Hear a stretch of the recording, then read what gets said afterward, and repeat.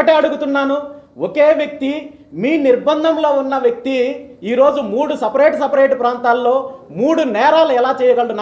నేనేమైనా దశావతారాలు ఎత్తానా? లేదా మరొక అతీతమైన శక్తులు ఏమన్నా ఉండి నేను ఇంకో రకంగా చేయగలుగుతున్నానా? ఎందుకు ఇంతగా పోలీస్ వ్యవస్థను దిగజార్చే ప్రయత్నం చేస్తున్నారని చెప్పి సందర్భంగా నేను ముఖ్యమంత్రి చంద్రబాబు నాయుడు గారిని ప్రశ్నిస్తున్నాను. గతంలో ఏదైతే గత ప్రభుత్వం పోలీస్ వ్యవస్థని నాశనం చేసింది, నిర్వీర్యం చేసింది, నేనొస్తే లా అండ్ ఆర్డర్ని కాపాడుతానని చెప్పి ప్రగల్భాలు పలికిన ఈరోజు మీరు చేస్తున్న అరాచకాలేంటి? దేశంలో ఎక్కడా జరగని విధంగా ఈరోజు పోలీస్ వ్యవస్థని దుర్వినియోగం చేయడంలో ఈరోజు చంద్రబాబు నాయుడు గారి ప్రభుత్వము రికార్డు నెలకొల్పింది. ఇంత చేస్తున్నప్పటికీ కూడా నేను న్యాయబద్ధంగా హైకోర్టు వారిని ఆశ్రయించి నేను మత్స్యకారులకు మద్దతుగా నిలవడానికి ప్రయత్నం చేస్తుంటే అనేక రకాలుగా నన్ను అడ్డుకునే ప్రయత్నం చేస్తున్నారు.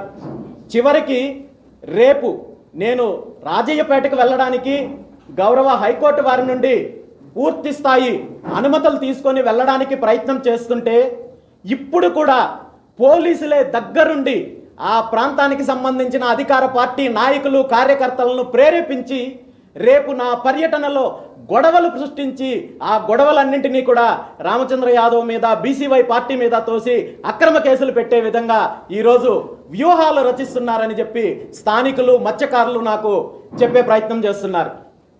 నిజంగా ఇలాంటి నీచమైన కార్యక్రమాలకు దిగజారాల్సిన అవసరం ఏముందని చెప్పి ఈ సందర్భంగా నేను పోలీస్ డిపార్ట్మెంట్ని ప్రశ్నిస్తున్నాను.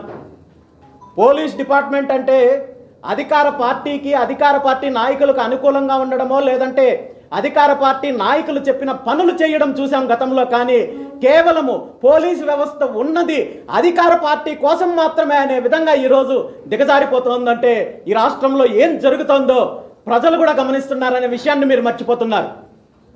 ఈరోజు పోలీసు వ్యవస్థ మరో అడుగు ముందుకు వేసి ఈ రాష్ట్రంలో